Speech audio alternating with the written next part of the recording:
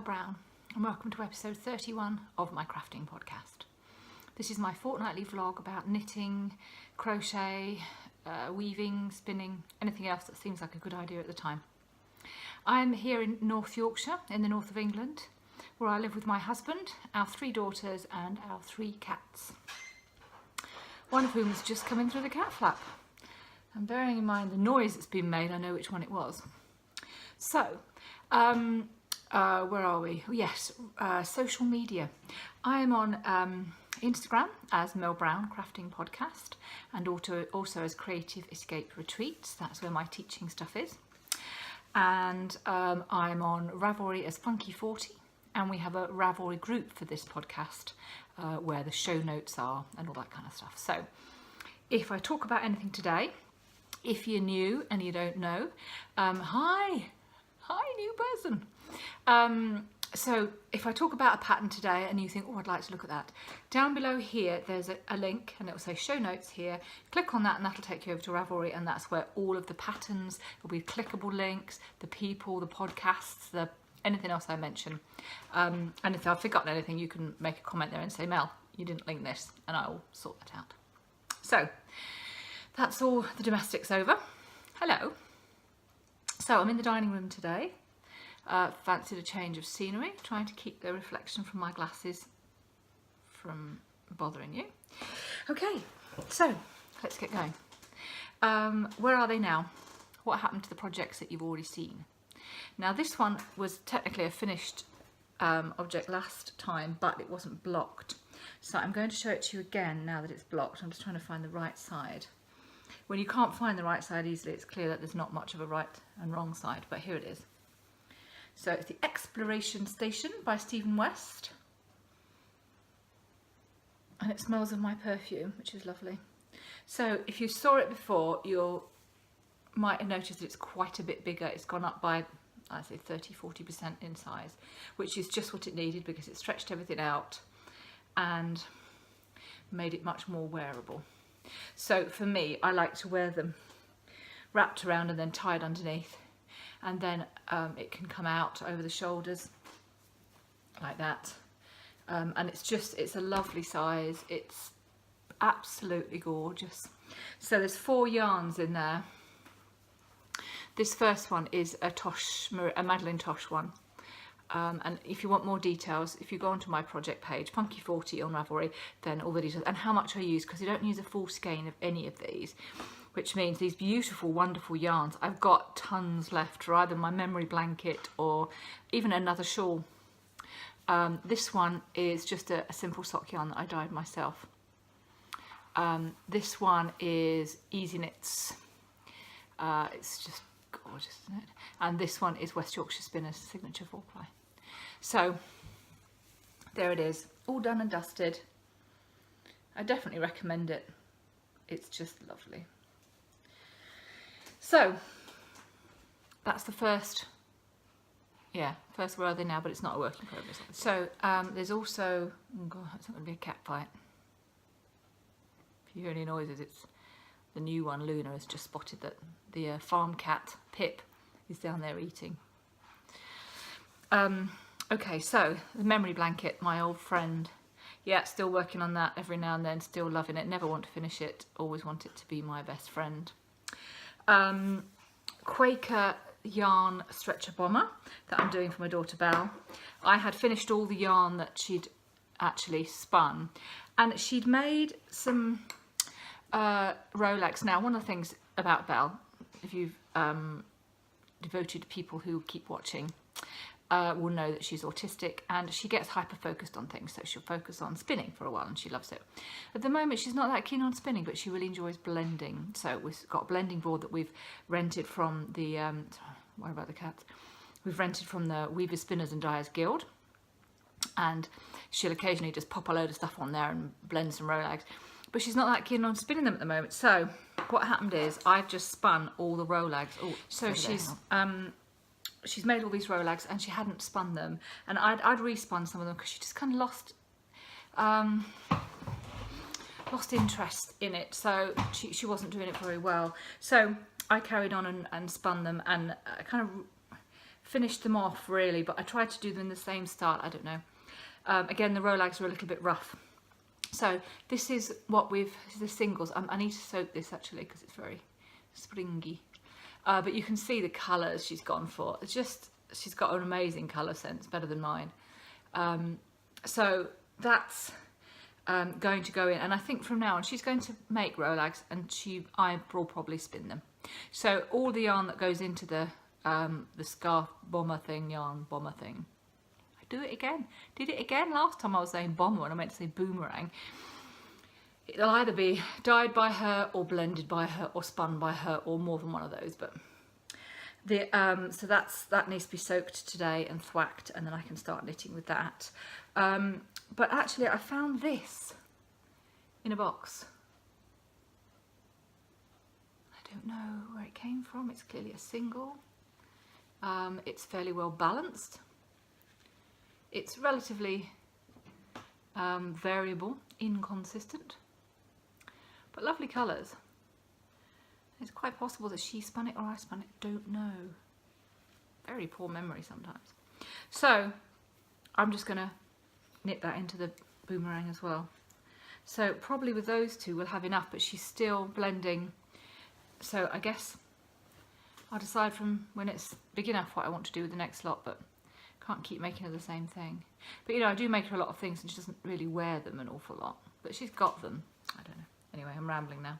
So that is work in progress number 2, the memory blanket and this.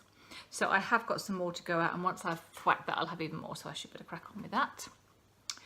The Tunisian ripple scarf, which is what I had started, it was a new whip on the block last time, and it's going well. I think it's more than half done now.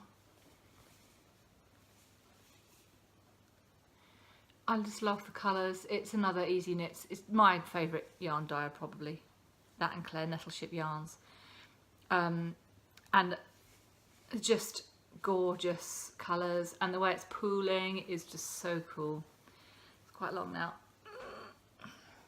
Oh, I've got a bit of a tangle here. But yeah, I'm weighing the end, what's left, and I'm just a little over halfway, I think. Tunisian crochet projects are quite long-winded because for every row of stitches you do a row outwards and a row back. But I get into quite a rhythm of it, and it's a bit like the memory blanket. Every now and then I just pick it up and I just do this. And it has been, up until Wednesday, it has been the project that I take out with me when I go out. Sat at the vets with Lana, always doing this. So it's a good one. It's getting there. I'm teaching that in October, so I've got plenty of time to get that finished and blocked and up to yarn, etc., where the course is being held. So that's all my, where are they now? So that's 3 works in progress in total. Now, I've been talking for a while about starting a Less is More, which is a pattern by Amy King, and it's designed for hand spun yarn.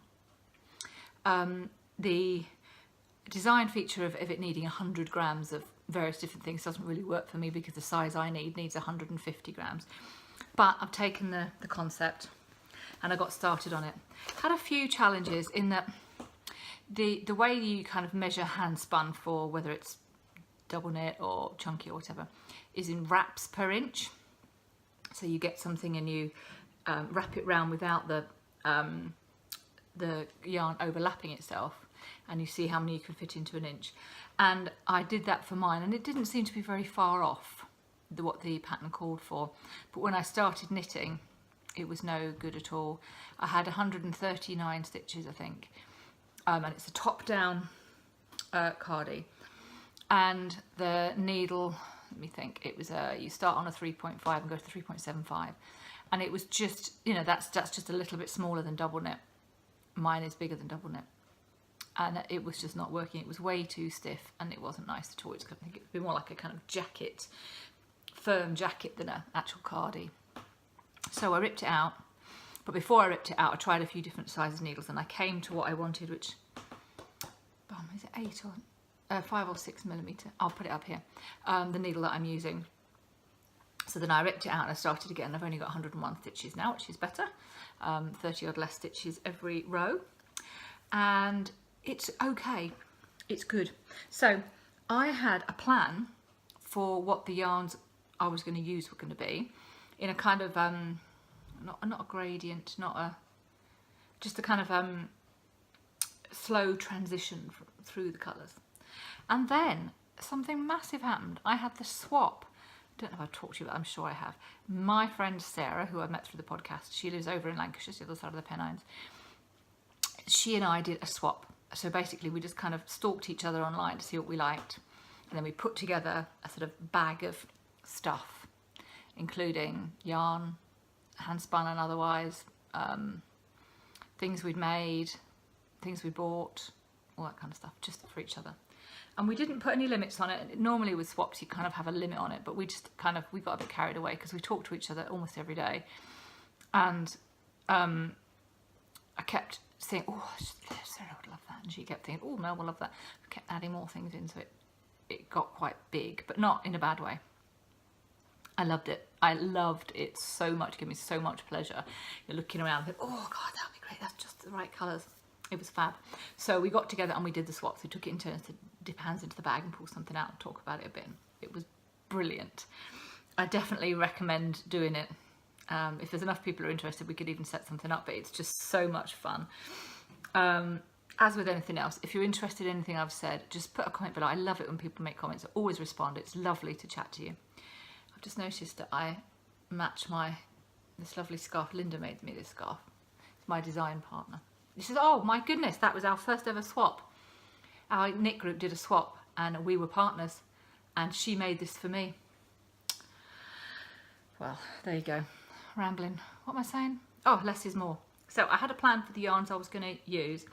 And then the swap happened and Sarah gave me 2 skeins of handspun. And those of you who spin, handspun is like a kind of expressed breast milk. It's gold dust. And, you know, giving it away is a massive thing. I gave her a skein. She gave me 2. I'm in her debt. So, but they were just so perfect for the less is more. So I completely rejigged my colour scheme to include them. So I got started on it. And then last weekend, I was obsessed with it. That's part of the joys of being autistic. When I focus on something, I focus on it 100%. And I spent all weekend. I thought, oh, I might do some spinning. And nope, I just knitted on this all weekend. So we start at the top. Those of you who've watched before might recognise that as my threshing barn merino and silk. One of the first fibres I bought once I'd started spinning. And it's gorgeous and soft. And I thought that'd be perfect just around my neck. So it's a top down, all in one, no sewing up, none of that nonsense. So that's where we started, and it's got this like rolled bit at the top, so it's a rolled collar.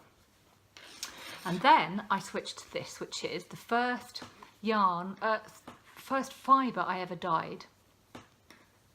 So when I bought my wheel, the person I bought it from, the lovely Cherry, she gave me, as part of the package, some fibre, and I broke it into 2 and I dyed half of it in that fire colourway and the other half in this, which was chocolate brown and purple and blue, I think. And it came out almost like in stripes, which I was really surprised at. Some bits it's kind of scattered, but some bits it's in stripes. Absolutely loved it, and it's got those purple tones in it from that. So I don't know what the fibre is, but I dyed that myself. And then we came to the bit where Sarah's yarn fitted in perfectly. So this one is a fondant fibres fibre, and it's called China Blue, the colourway. So Sarah spun this, and it's over 100 grams. It's a very generous 100 gram chunk of fibre. And again, it's come in, not in stripes so much, but as in kind of blocks. The lighter bit, so it's really beautiful. And then the next one feeds perfectly into the bottom of that, and it's it was a gradient. This one is from I'll put it up here. Oh, Texair Yarns, yes, of course. Halifax, I think, it shut down, didn't it? And this was a blue to green, and she spun it like that. She actually managed to spin it in a gradient. So look. Starts off here and it goes through to the dark blues, and look at what happens on the, because remember you've got 2 plies, and so you've got sort of the royal blue, the navy blue, the green, whatever, and you spin it in that way, but you can never spin it exactly so that it changes at the same time. So 2 plies, maybe this one changes first, and then you've got a little, you know, another metre or 2, and then this one changes. And in the interim, you've got this kind of speckledy bit where the ply that's the darker blue might turn up at the front, or the ply that's the lighter blue. So you get this wonderful transition. Oh, sorry about that. So look at it. I've got a bit carried away and forgot I meant to stop it every 5 minutes. Isn't it gorgeous? And then it comes down to these greens. Oh, it's just beautiful. And the feel of it, I have to admit, I did slow down on knitting of this because the yarn just felt so good. And I kept stopping and just feeling it. And insisting on other people in the family coming over and feeling it too. They did get a bit sick of me over the weekend, to be honest. But, you know, ho-hum. So, there we go. And then we finished here with this yellow and green barbershop hole thing. And that led perfectly into this. Do you recognise this? Long suffering. Sorry, mustn't say that. I can't remember what it's called. Faithful followers, I think that was the idea. Anyway, you lot. Do you recognise this? It's the daffodil colourway that I dyed. So this is Corriedale. And it's so soft and gorgeous. And it was teal and something else. Yellow. Teal and bright yellow. And all these greens came out of that, and I spun this, so that's not a slow gradient, just a kind of mishmash.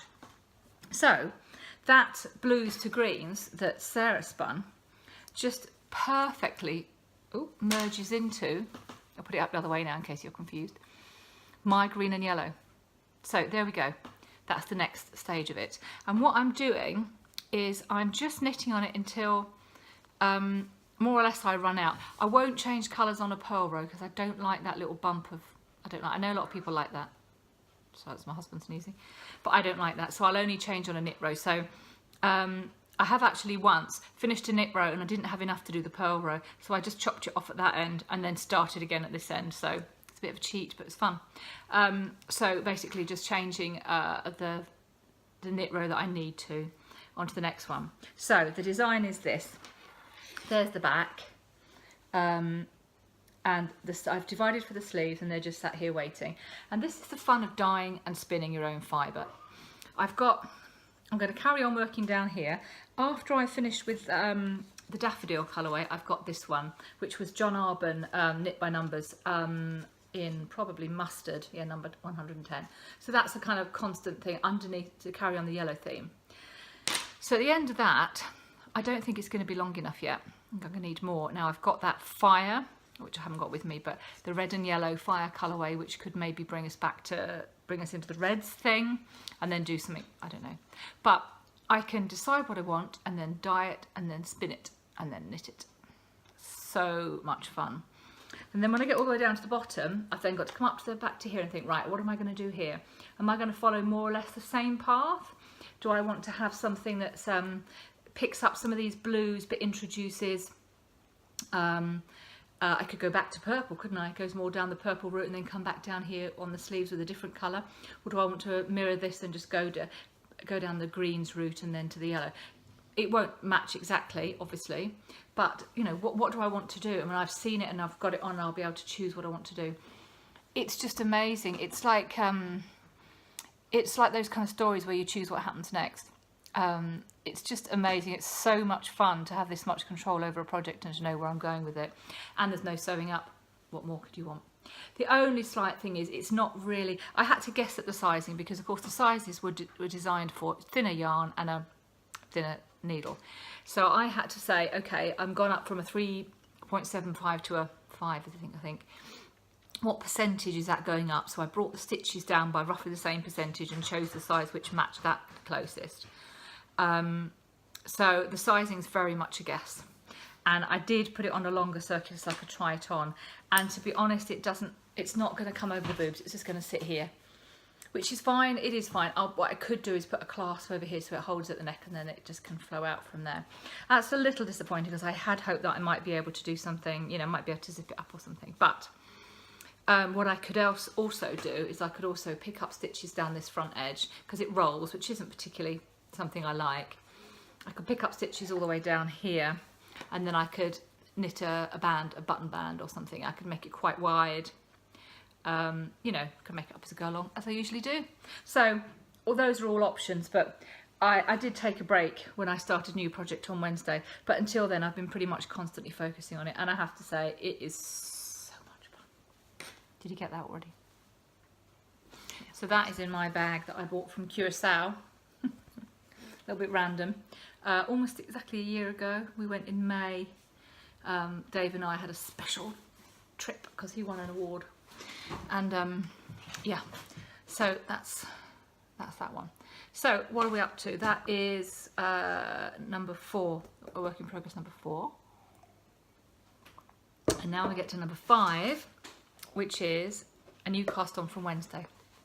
So, do you remember the retreat, the last retreat, which was in April? I had Claire Nettleship come over, and she made a colourway just for me for this retreat, and I gave everybody a skein of the yarn for the retreat, and it was designed around my logo colours, and it was stripy, and we named this colourway So Stripy based on the fact that Linda thinks that I say so a lot during this podcast. What do you think? Do I say so a lot? Anyway, that's what I should be showing you. That's her logo. So I wanted to start a pair of socks because I've lost my sock mojo. I haven't, you know, this time last year, I don't know, Christmas, just not the one before that, I cast on a pair on Christmas Eve, another pair on Christmas Day, another pair on Boxing Day. I regularly had 3 pairs of socks on the needles at once, and I have hardly knitted any at all in the last 12 months. And that's okay because I've been happy with other things, but I really do want to get back to it. So I decided to have a go at this, and it worked. Claire, it worked. You got my sock mojo. My sojo is back in the building. So this is the yarn. It's a really messy cake, I'm sorry. It's really untidy. But you can see the colours, and you can see how they suit me perfectly because they're so saturated and so beautiful. So I cast on a pair of Geek socks. Now, when I say they're Geek socks, all I'm doing is using the actual stitch pattern here. I don't know what I haven't even looked at what the rest of the sock is, whether it's top down, bottom up, what heel it is, whatever. Don't know. But I'm just using the stitch pattern. And that's why I asked Claire to do wide stripes for me, because this is what I wanted to do. So we've got standard for me, 16 stitches each side cast on, and then we're increasing at each end of each needle every other row. That's what I always do. And you don't do the pattern here because it would be hard to match it up. I'm gutted by it because I don't like it, but anyway. So you start here. I don't know if Geek Socks is a paid pattern, I can't remember. But it's a slip stitch pattern, and you start it when you change yarns. So you need at least 3 rows of one colour before you change. So that's why I asked her to do me nice wide stripes. So I started with this on Wednesday at Knit Group, and I have been knitting it ever since. There's the other one. Actually, when I started both balls, they both happened to be on blue, and I thought, no, they can't be in exactly the same place on blue. So they'll be in slightly different places. So they'll look like I tried to get them to match, but I failed. And no, I'm not bothered about matching, but I don't want it to look like, I don't know, I didn't want it to happen. So I pulled out all the blue from one of them, and there it is. And so I started on the green. So they're kind of one behind each other. So yeah, there we go. I always knit 2 at a time, 2.75mm needles. And I'm going to do my own sock recipe, which is a German short row heel. So yeah, I've got my little cardboard cut out of my foot here, which is really useful because that tells me I've got a little mark on it. So that sits neatly on there, and that shows me when that one there, when I get to there, I'll start the short row heel. I've tried different places and found that's the best one. And because I like my socks to have quite a bit of negative ease, I like them to fit really well so that they don't fall down, because I wear boots almost every day, and I want them to stay up inside my boots, so they need to be nice and tight. So there we go, that's the foot. I don't bother to do the slip stitch pattern on the bottom. I just do it on the top, and then obviously once I've turned the ankle, turned the heel, I will do the slip stitch on both.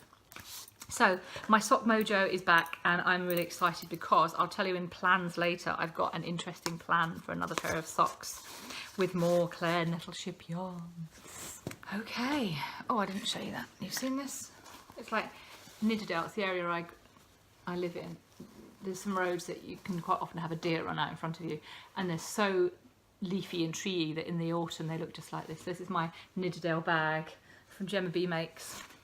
She's got a lovely podcast. She lives in Leeds. Right, so something new. Now, as you know, I'm not buying yarn at the moment, and it's only another less than 2 months until that period finishes. And you know what?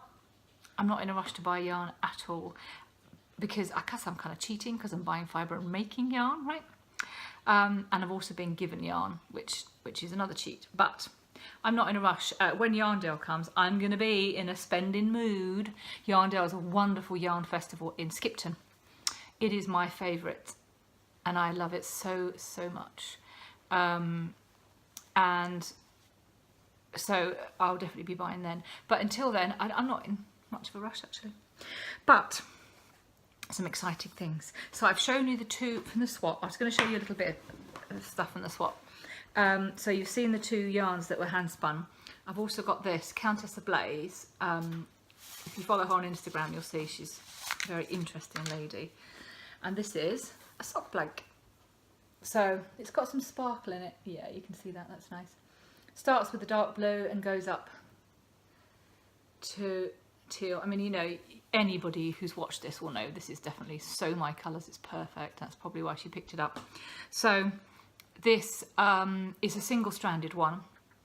I don't think I'll use it for socks, because one of the things I found about this kind of thing for socks is if you want to get the full effect, actually it's not so bad, but you kind of need to knit the entire 100 grams, and I don't make 100-gram socks. My socks are only about 70. I'm just trying to work out which end you pull from, because yeah, actually that would be okay, because you do pull from this end, so the socks would finish around here, and if it was the other way around, then definitely not, because you'd miss all of this, but you'd finish here, which would actually be okay. So yeah, that could be okay. But it's a single strand, so you'd get one sock that starts here and finishes here, and the next sock would pick up here and go to there. And as I knit 2 at a time, I don't think I want to. I think I want to put it in a shawl. It's just so beautiful, and I've got so many other. You've got a lovely grey that would be perfect with this. It's a West Yorkshire Spinner signature, I think, and these are so my colours. I'll have other things that can go together with them, and you know the leftovers from the from this would go really nicely with that as well. I mean, look at that Madeleine Tosh. That would sit nicely. The Easy Knits is probably too close. This one here is probably too close, but the Madeleine Tosh definitely would look lovely, and a grey, so those 3 together would just be perfect. So that's beautiful. Cute, lovely colours. And look at this big cup of tea, herbal tea, that'll be flowers in there. So cute. And then some really weird fibre. This one, bamboo, that's not too weird. This one is recycled bottles. Do you want to have a look at that? You see these little funny twisty things.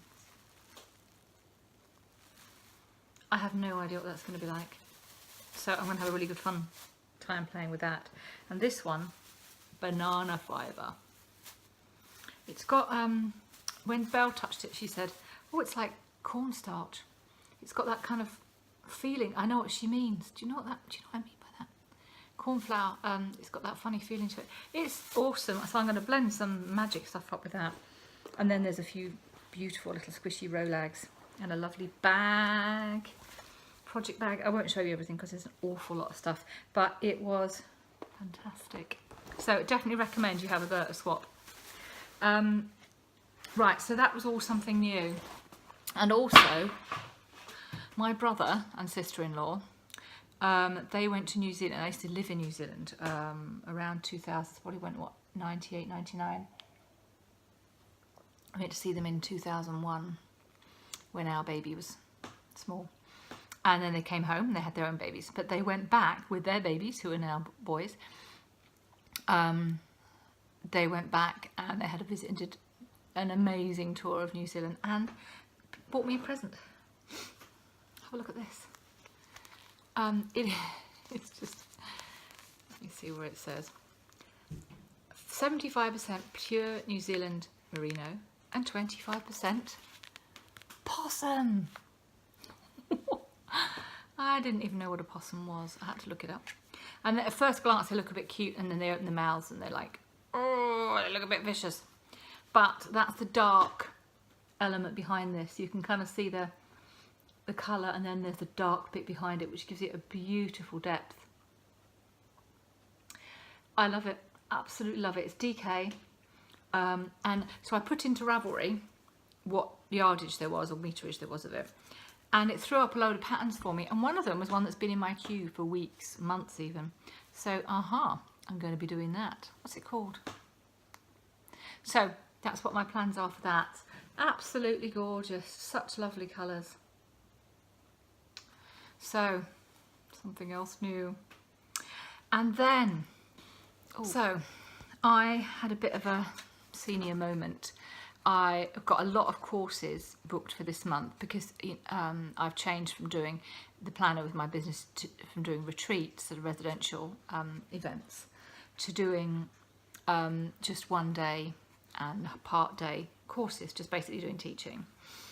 And I've got a lot booked for this month, and I was just kind of focusing on the first one, and then it wasn't until the first one was about to start that I suddenly realised, oh heavens, I've got another one next week and I haven't done what I needed to do, which was I needed to order drop spindles and fibre for the first introduction to spinning workshop, which I did yesterday, and I hadn't ordered it, the drop spindles and stuff. So on Friday I did a panic order, and of course it's a bank holiday weekend, so I put the order in on Friday afternoon. It was too late, it missed for the day, they'd finished, and they would normally be coming in on the Tuesday to do orders, and I needed it on the Thursday, and they're down in Worcestershire and I'm in Yorkshire. There was no way I could pop in, so I left a message on their answer machine. They were really kindly emailed back and said, right, okay, we will, first thing on Tuesday we'll come in and we'll pack it and we'll get it out first class at no extra cost. And that was so lovely and thoughtful of them. Sadly that didn't work because it arrived, and to make sure it was going to be here on time, they'd made it a signature and I wasn't in. What my like. So it didn't come on time, but how lovely of them. It just really shows you how great a company is when something goes wrong, and how they respond to that. Well, it wasn't their fault, obviously. So that was lovely, but I still haven't got that because it came yesterday, and I've arranged to have it redelivered on Monday. So in anticipation of the fallout from my cock-up, I went to somewhere new on Wednesday with Amanda, and it was Adelaide Walker. So it's only, well, Google Maps says 25 minutes drive from here, but in between there's a big, it's been a landslide, so there's been traffic lights there, and that added 15 minutes to the journey, so it took quite a bit longer than it should have done to get there and back. But it's a little warehouse type thing, so it's like World of Wool. It's got an internet site, and that's where they do pick the orders from, and you can also go in and shop there. Now I've had really bad headache this week. Tuesday I was totally wiped out, couldn't do anything at all. Wednesday I took my very strong medication, which includes codeine, and so I turned up at this place with codeine in my system and 2 coffees, and I was wired. And they had spinning wheels, and they had super flyers and big bobbins, and they had looms, and they had, oh my goodness, I was so excited.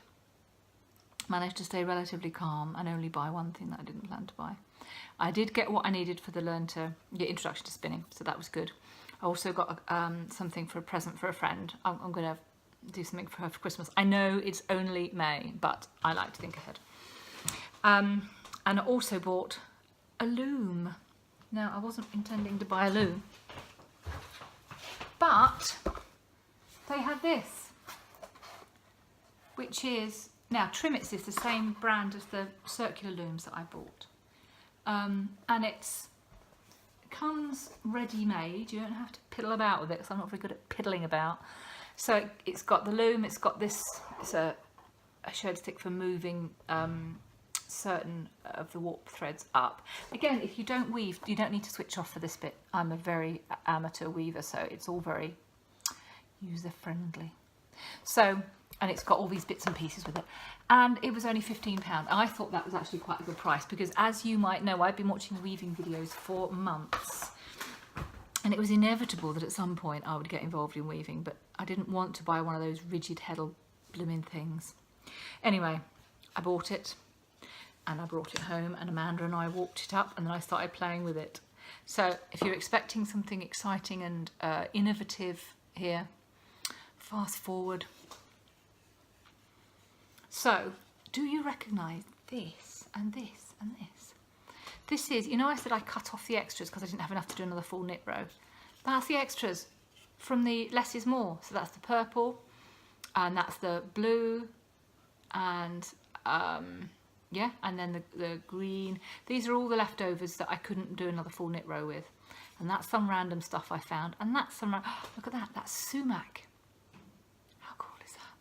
There's a great big hole there, and there's some bits where the warp threads are showing through where they shouldn't be. It's just fun. That's all it is. It's just pure fun. And the fact that it comes like this, you don't have to put anything together, it really works for me. I said that, didn't I? Sorry. And then the bits and pieces you get with it. I've had a lot of fun with this already.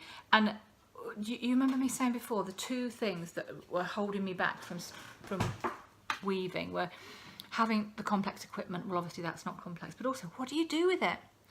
I hadn't got over that with this. I just knew that I wanted to give it a go. And then I was chatting to my friend Adriana, who's one of my internet friends. I know her through the podcast, but I don't think we'll ever meet. And she said, you can make a purse with it. Now, that purse means a handbag for me. But yeah, and then I realised, and she sent me some pickies, that if I do get down to, say, here, and I can bend it in half, put a lining fabric in, and make it into a little bag. Or, and she said, sew them or crochet them together and make something bigger. And then, yeah, starting to get behind that. As you can see, I very unprofessionally, very amateurishly have pulled in. It's too tight at the edges, so it's coming in, so it's not going to be rectangular. But I guess if you just kind of, like with crochet, oh, behind bars.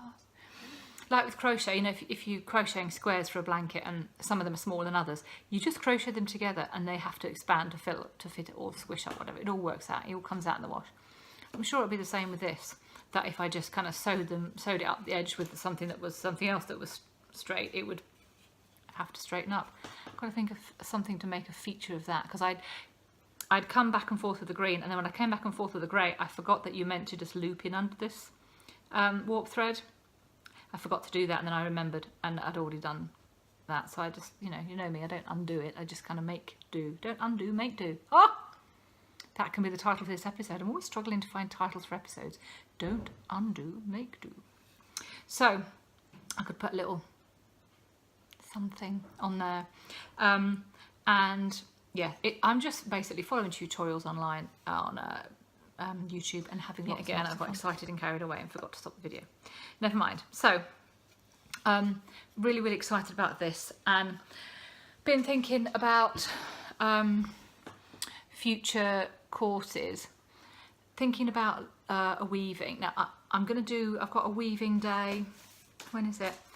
I'm doing a weaving course on the 25th of May. That's this month at Yarn Etc. in Harrogate. And that's going to be the round ones. So you come along, you get a round loom. Let me show you, because I have it right here.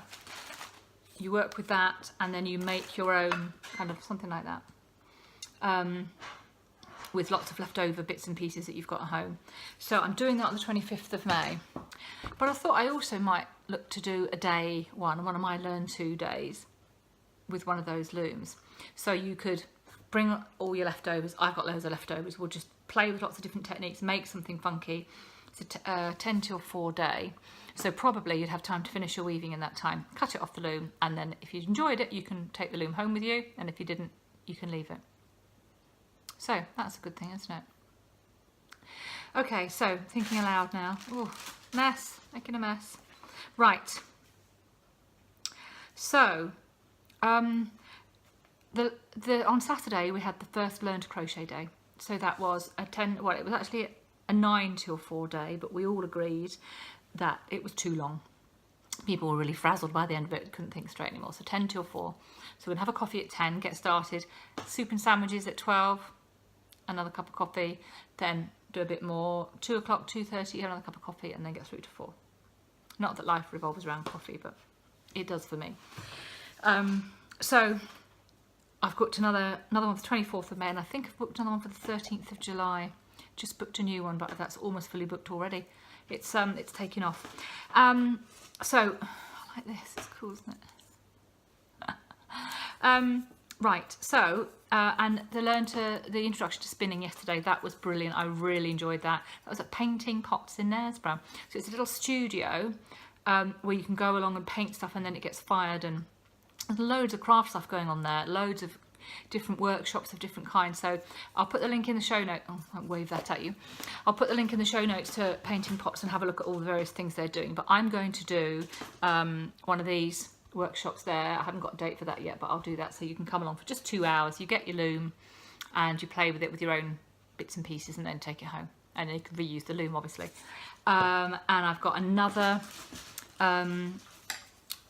introduction to spinning session planned, and that's going to be in June, I think. So I'm basically just keeping on booking things. If you live nearby and you fancy doing a session on any of the crafts that I've been messing about with, put a message down below, and I'll have a look at it, because basically if I've got somebody who wants to do it, I'll book it, and then we'll find other bookings. Simple as that. Right, okay, so that's Creative Escape. Next, plans. I've got this idea to merge 2 patterns.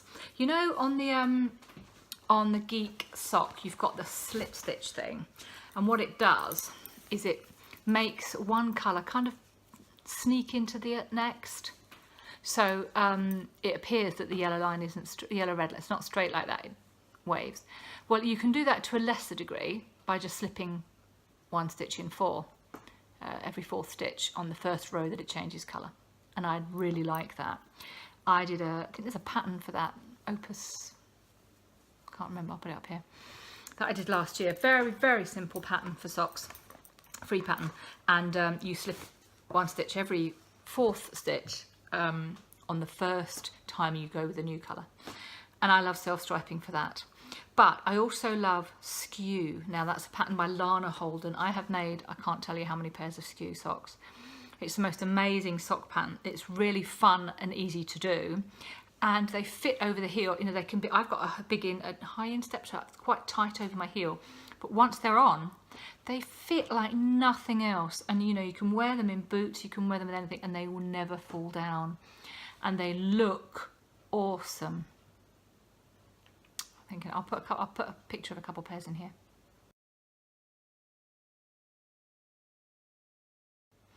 So I've made them for everybody, and lots for me.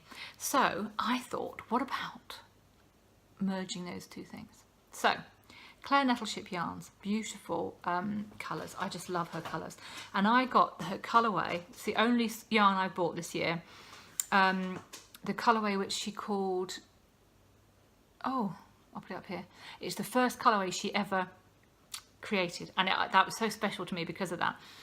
And I thought, what about if I do that? And I do make a Skew sock, but I do slip stitch. So Skew starts at the big toe, and it comes out that way.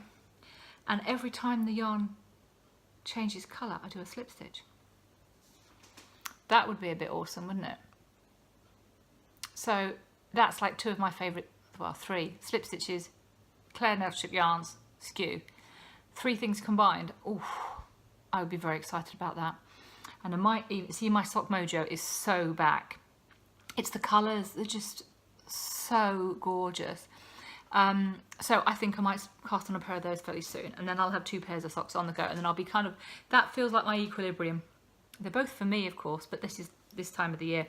Once summer holiday starts, sort of July, August, I start Christmas knitting, crocheting, making. I've got some really good ideas. Oh gosh, you know, a bit of a letdown. You know, I was talking about doing some of these for my mum-in-law, because I've got loads of grey cotton, making some coasters for her table. Well, she was here at the weekend and I told her about this and she said, oh, not grey. Oh, damn, that's what I've got. What about brown or gold? Oh, okay. So I'm going to have to buy cotton for that. I was hoping I'll be able to use up my grey cotton that I'd bought a long time ago, but you know, I can make coasters for our table and for friends and whatever, so that's what I'm going to do next on this, because I'm teaching weaving at the end of this month. I've got the 2 that you've already seen, but I thought I might just do another one that's cotton and maybe have that as a work in progress so I can show people as I'm going through. So I'm rambling now. I've also got another plan. Oh, I keep waving. I'm going to hold on to it because I clearly want to play with it. I've got another plan, which is a learn to spin day. Now the 2-hour session at Painting Pots is an introduction to spinning. I won't say it's learn to spin because you've got 2 hours, you've got a drop spindle, you've got 100 grams of fibre and you just learn the basic techniques and it's really good fun. But I think I might do a learn to spin day. So you come along, you spend the first couple of hours before lunch just doing what we did at Painting Pots, so you're just learning how to use your drop spindle, playing with your fibre. After lunch, we can then move on to blending, so we can get some different colour fibres on the blending board and make some rolags for blending different colours. So we'll have a couple of people doing that, then a couple of people on the wheel, because they'll have learnt the drafting, so they can draft onto the spindle, and one person will be doing the pedal and take it, whatever. There's only 6 people on these days, so there's plenty of time to spend with them. So by the end of the day, you'll have got your drop spindle, which is yours to keep, your 100 grams of fibre, which obviously you take away. You'll have spun some of it, you'll have made some rolags, blended some, and some to take home with you, and you might have spun some of those as well. You'll have spun something on the wheel, how to go at that, and so you'll have really, you know, learned the basics of spinning. So I think I might do one of those. What do you think? Okay, I'm definitely rambling now. So those are plans, and that's what's going on. I will see you in a couple of weeks. Next week I'm doing at the library a free, well, it's free from me. The library are charging for you know, teas and coffees and stuff, but I'm doing a session, easy access session on Learn to Crochet, and that's full. That's got 10 adults in, that's full. And then I'm teaching at the Weaver Spinners and Dyers Guild at the end of the week, at the weekend, teaching Tunisian crochet. So there's nothing there that's bookable. And then the following week, I can't even remember. I think I've got 24th of May is my next Learn to Crochet day. So I probably will have had that by the time I speak to you next. Anyway, well, that might be 2 weeks today, actually. Yes. Okay, so lots of plans and stuff. If you've enjoyed this video, then you must be a little bit mad, but well done for getting to the end of it. Do click the like, because that really helps me to know that I'm not talking to myself. And if you want to hear about more videos, and do the subscribe and the little bell thing, and then every 2 weeks when I put up a new video, you'll get notified about it. I sometimes put up training videos for the courses as well, and you'll get notified of those, but you don't have to watch those, obviously. And then if you want to look further into anything I've mentioned, click on the link below to the show notes and go over there at Ravelry and make comments on there. The 2 alongs are still going. So we've got the brioche along. If you want to do any project that has knitting brioche in it, have a look at the brioche along thread there in the Ravelry group. We're also, I haven't mentioned the buzz along, have I? We are going to start, I'm thinking now, because the main driver from this is Sarah, who is going to start a hotel of bees. Now, she's not a very confident crocheter, so it's a big project for her. I'm going to do a second hotel of bees, and we've got other people who are also involved, and there's a thread over there. So it doesn't have to be the hotel of bees shawl, but it is a beautiful pattern of Christina Haddering. It's a lovely pattern. So if you fancy doing that, go along to the buzz along, or if you just want to do something that's bee related, very loosely, you know me and rules, I'm not really bothered by them. If you want to do something that's spring related or flowers, whatever you like, but we're calling it the buzz along, and there's a thread for that as well. So if you fancy taking part, come along to the thread, post in, say hi, say what you want to do, that kind of thing. I think that's it. Okay, have a great 2 weeks, happy crafting, thank you for watching, and I'll see you soon.